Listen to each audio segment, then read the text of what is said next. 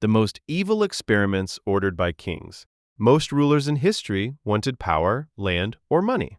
A few wanted something stranger. They wanted answers. They wanted to know what language God speaks, whether the human body can be made immune to poison, what happens to a man's stomach when he runs after eating. They had access to prisoners, condemned men, infants with no one to protect them, and the absolute authority to do whatever they decided science required. These are the experiments they ordered, and the people who paid for them. 1. Frederick II and the language deprivation experiment. In the early 13th century, Frederick II, Holy Roman Emperor and King of Sicily, decided to answer one of the oldest questions in medieval scholarship. If a child was raised from birth without hearing a single word of human language, what would it eventually speak? Latin? Greek? Hebrew? Some scholars argued the answer was Hebrew, the language of God, the original tongue of Adam. Frederick wanted proof. He selected a group of newborn infants, most of them children of poor families who had no means to refuse the emperor's interest. He assigned them to wet nurses with strict instructions. The nurses were to feed the children, clothe them, keep them clean, and never speak to them. No lullabies, no murmuring, no words of comfort when the child cried in the night, no human voice ever. The experiment would run until the children were old enough to begin producing language on their own, and then Frederick would have his answer. The children died, all of them, not quickly, and not from any obvious physical cause. The chronicler Salimbain de Adam, a Franciscan friar who documented Frederick's reign, wrote that the children perished because they could not live without the petting and the joyful faces and loving words of their foster mothers. They were fed. They were warm. They had no infection, no injury, no disease. They had no human contact beyond the mechanical. And their bodies gave out anyway. Frederick never got his answer. What he got instead was one of the earliest documented cases of what modern medicine calls failure to thrive, the phenomenon in which infants deprived of emotional stimulation and human interaction fail to develop normally and, in severe cases, die. The science behind it would not be formally understood for another 7 centuries. The emperor moved on to his next question. He always had another question. 2. Frederick II and the digestion experiment. Frederick II comes up twice on this list because he was genuinely and relentlessly curious about how human bodies worked, and he had no ethical framework that would have stopped him from finding out. Sometime in the mid-13th century, Frederick ordered an experiment on 2 prisoners under his authority, both of them condemned men with no appeal left. He fed them an identical meal. Then he split them into 2 groups. One man was sent to bed to rest. The other was sent out to hunt on horseback, riding and moving for hours after eating. When Frederick decided enough time had passed, both men were killed. Their stomachs were cut open and examined side by side. The question was simple. Which process aided digestion better, rest, or exercise? The results, according to accounts that survived the period, suggested that the resting man had digested his food more completely. Frederick reportedly concluded that rest after eating was superior to exertion. Medieval physicians had debated this for years based on theory alone. Frederick settled it the way he settled most things, by removing the uncertainty. No record survives of who the 2 men were, what they had eaten, or how long they rode before they were killed. They appear in the historical record only as the subjects of an experiment. 2 bodies that a curious emperor used to answer a question that could have waited. The conclusion he reached was not wrong, by the way. Rest does aid digestion. Frederick was ahead of his time in his methods and his findings, and entirely indifferent to the cost of getting there. Some kings experiment out of curiosity, some out of fear. 3. Mithridates VI and the poison immunity trials. In the 1st century BC, Mithridates VI, king of Pontus on the southern coast of the Black Sea, was afraid of being poisoned. This was not an irrational fear. His father had been poisoned. Several of his siblings had died in suspicious circumstances. He had grown up in a court where the safest way to remove a king was to put something in his wine, and he had watched it work up close.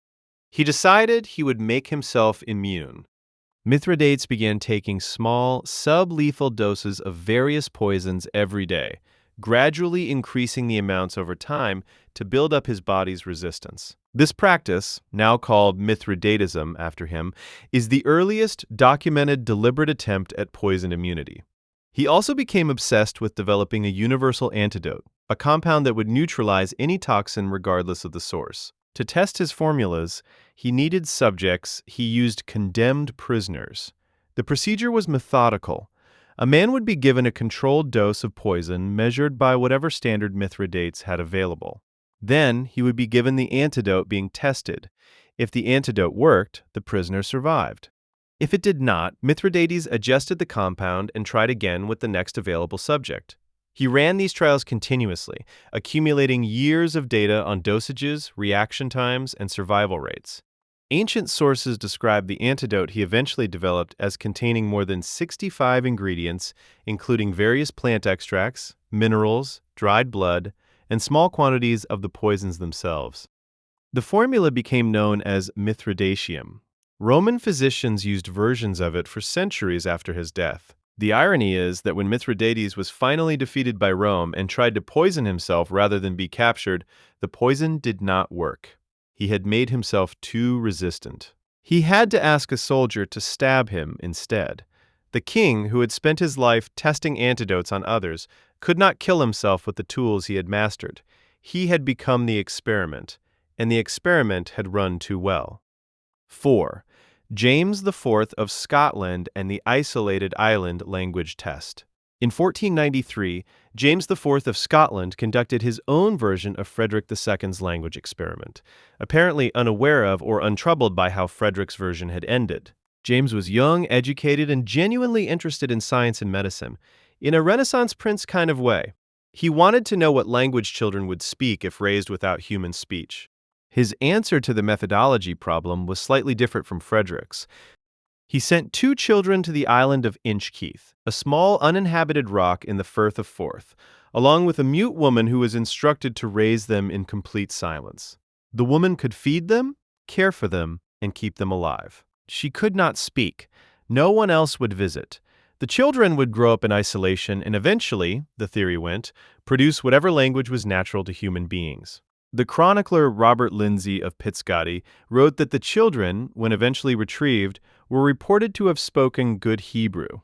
This detail is almost certainly inserted by scribes who wanted the experiment to confirm the theological expectation that Hebrew was humanity's first language. James had no way of verifying it, and most historians treat the outcome as fabricated. What is not fabricated is that James ran the experiment at all. He sent children to a rock in the middle of a Scottish estuary with a woman who could not speak and waited to see what would emerge. The children survived, which distinguishes his experiment from Frederick's. Whether they spoke anything coherent when they came back, whether they were psychologically whole, whether anyone thought to ask what the mute woman's experience had been, none of this is recorded. James went on to become one of the more active patrons of medicine in Scottish history. He pulled teeth on his own court physicians, not as punishment, but out of professional curiosity. He was interested in how things worked. He was less interested in what the things he was working on experienced in the process. Some experiments are about fear of death. Some are about outsmarting it. 5. Qin Shi Huang and the Immortality Elixir program. By 210 BC, Qin Shi Huang, the first emperor of a unified China, was the most powerful man in the world and terrified of dying. He had spent his reign building walls, burning books, burying scholars alive to suppress dissent, and conquering 6 rival kingdoms to forge a single empire. He was not finished. He needed more time. He needed to live forever. He tasked his court alchemists and scholars with the problem. The result was not one experiment, but an entire program, running for years, in which various formulas were developed, tested, and administered in search of the elixir of immortality. The alchemists had theories. Certain minerals, certain compounds, certain combinations of refined substances were believed to carry the essence of longevity. Cinnabar, the red ore of mercury, was considered particularly promising. Red was the color of vitality. Mercury was strange, liquid, and metallic at the same time. Unlike any natural substance, surely something that strange was powerful. Mercury is, of course, a devastating neurotoxin. The elixirs that Qin Shi Huang's court produced and fed to the emperor almost certainly contained significant quantities of it. Historians examining the ancient records have noted the progressive deterioration in the emperor's behavior and judgment in his final years. The paranoia, the erratic decisions, the suspicion of everyone around him, these symptoms are consistent with chronic mercury poisoning. The man who had unified China and built one of the most sophisticated administrative systems in the ancient world was being slowly destroyed by the medicine he believed would save him. The alchemists were not experimenting on prisoners in this case. They were, eventually, experimenting on the emperor himself, though they did not know it, and neither did he. Several of them were executed when their formulas failed to produce results. Others fled. At least one group of scholars was reportedly sent on a sea voyage to find the islands of the Immortals in the Eastern Ocean, and simply never came back, whether because they drowned or because they understood what happened to people who returned to Qin Shi Huang's court with empty hands. The emperor died in 210 BC on a tour of his empire, in a carriage, attended by a small number of officials who concealed his death for weeks to prevent a power struggle from erupting before they reached the capital. His body was transported back to his tomb, accompanied by cartloads of rotting fish, to disguise the smell of decomposition. The man who was trying to live forever was smuggled home as a corpse past the kingdom he had spent his life building. The elixir was in his blood the whole time, and it was killing him. Every one of these kings had access to absolute power, and a question, they decided, was worth any cost to answer. None of them found what they were looking for. Frederick never learned what language God speaks. Mithridates made himself immune to everything except his own army. James IV got a result he couldn't verify, and a woman's silence no one thought to document. Qin Shi Huang drank mercury and called it medicine and died convinced he was on the edge of a breakthrough. The experiments ended. The questions didn't. They just got passed on to the next person with enough power to decide that other people's suffering was an acceptable price for an answer.